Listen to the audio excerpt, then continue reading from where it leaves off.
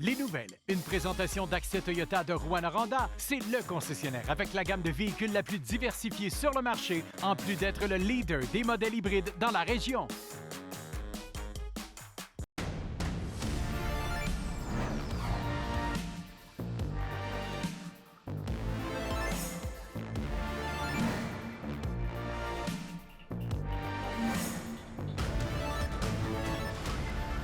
Ça débute rapidement pour bien vous informer en ce vendredi. Pas aussi rapidement que lui, mais assez.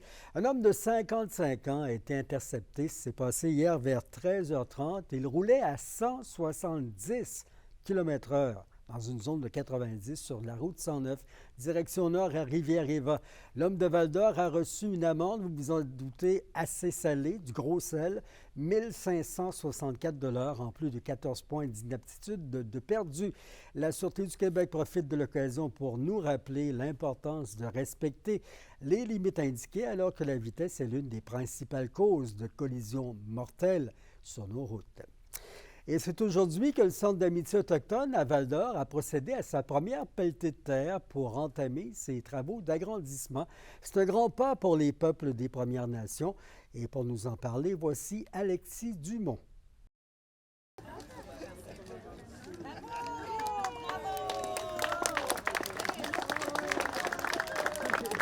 C'est un grand jour pour les peuples des Premières Nations.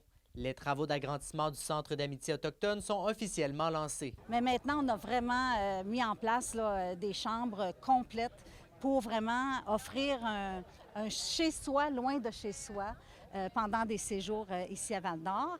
Mais on a aussi une belle clinique en santé autochtone. On travaille sur ce projet depuis 2009. Et donc là, cette clinique-là prend vraiment forme. Donc, on va avoir des espaces dédiés, des milieux de vie communautaires pour les jeunes, pour les aînés. C'est vraiment un lieu de rassemblement, un carrefour de services, mais qui va être maintenant adapté à la réalité d'aujourd'hui et aux besoins d'aujourd'hui.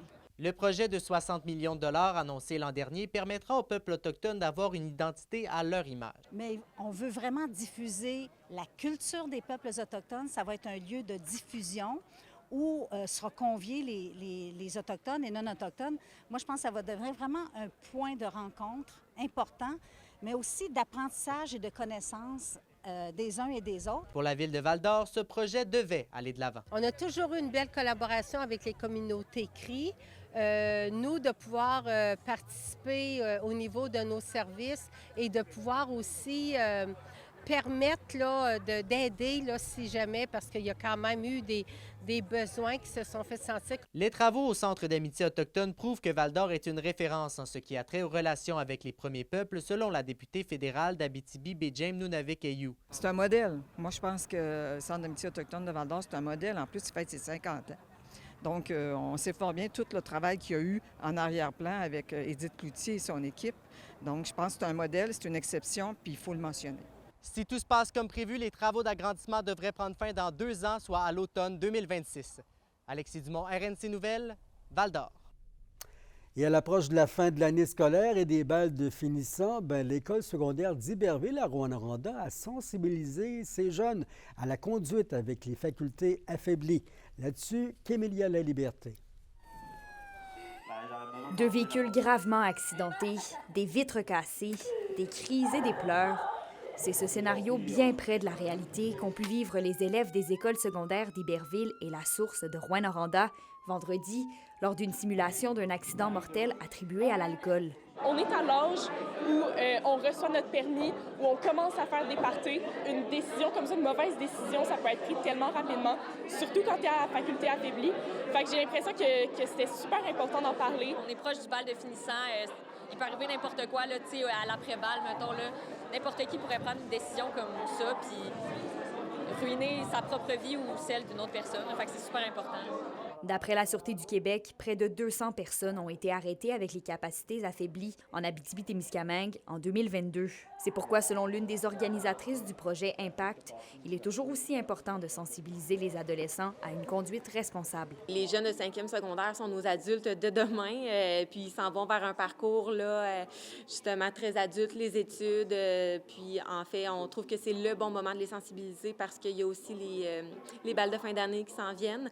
Le conférencier conseiller Nicolas Bélanger a lui aussi voulu conscientiser les jeunes. Il a partagé son cheminement à la suite d'une grave collision qu'il a vécue dans le début de sa vingtaine. Il y a à peu près 10 ans, j'ai été victime d'un gros accident de voiture causé par un conducteur en état d'ébriété. J'ai passé par un long processus de rétablissement qui a duré des années. Puis ma conférence, elle aborde plusieurs sujets, dont l'alcool au volant, puis l'aspect inspiration et résilience face à l'adversité. C'est un peu ça que je veux transmettre aux jeunes. La Sûreté du Québec rappelle donc que la conduite avec facultés affaiblies est un crime grave et constitue une menace pour la sécurité publique. Évidemment, avant d'aller à une soirée, un party ou une activité, en fait, c'est de s'assurer d'avoir un plan B, de prévoir à l'avance soit un taxi, d'appeler nos parents, par exemple. Les accidents peuvent être des blessures graves. Au niveau de la loi aussi, hein, on peut avoir évidemment un dossier criminel si on est arrêté, déclaré coupable. Donc, c'est des conséquences là, qui peuvent nous suivre toute notre vie. Kémilia La Liberté, RNC Nouvelles, Rouyn-Noranda.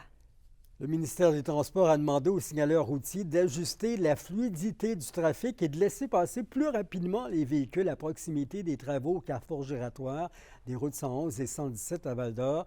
Bien des automobilistes dénoncent devoir attendre trop longtemps aux abords du chantier. Le MTQ rappelle qu'il est toutefois normal d'y circuler au ralenti, une période d'adaptation étant nécessaire pour limiter au maximum la congestion routière.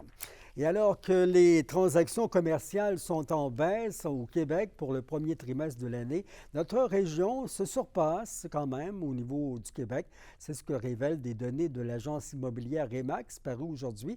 L'Abitibi-Témiscamingue a vu le nombre de transactions commerciales diminuer de 24 comparativement à 40 pour l'ensemble du Québec. La valeur totale des transactions pour la région pour les 3 premiers mois se chiffre à 13 millions de dollars. Ce soir, au Festival des guitares du monde en Abitibi, la famille de nuit vous fera rire et danser sur la scène Desjardins au Centre des Congrès. La famille de nuit, c'est le groupe western de Claude Meunier, Oui Papa, qui à lui seul fait rire le public québécois depuis des décennies. Il vous fera cette fois rire, mais en musique.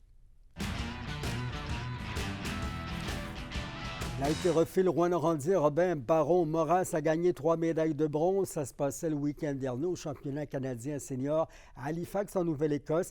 Il s'est démarqué chez les 109 kilos. Lui et son association, le Club Héraclès de Rouyn-Noranda, vont accueillir du 12 au 14 juillet. On vous le rappelle, les championnats canadiens maîtres d'haltérophilie, les compétitions qui auront lieu sous la présidence d'honneur de Christine Girard. Et parmi les compétiteurs, un vétéran de 91 ans à surveiller, Marcel Perron. Et c'est demain qu'a lieu la 16e édition du défi 117-101 IMGOLD. 500 coureurs partiront des 4 coins de la région et amasseront de l'argent pour les enfants malades. L'objectif, 100 000 $ pour le comité de soutien à la pédiatrie de l'Abitibi-Témiscamingue. Depuis sa fondation, on a permis de récolter près de 2 millions. Prêt pour 4 jours de beau temps? Ben oui, Environnement Canada nous l'annonce. À peine quelques nuages ce soir, la nuit qui vient, plus 8 degrés. Demain, soleil et nuages compétitionnent avec 25 degrés en Abitibi, un peu plus frais au Témiscamingue, on le voit. Et à long terme, on aperçoit aussi de beaux rayons et de chaudes températures dimanche et même jusqu'à mardi inclusivement. Mais croyez-nous, je vous le dis. C'était vos infos régionales. Si vous êtes amateur de pelletées de terre, on en avait une à Val-d'Or aujourd'hui. Bien, la sœur aura la sienne, ben oui, lundi. Piste d'athlétisme, OK.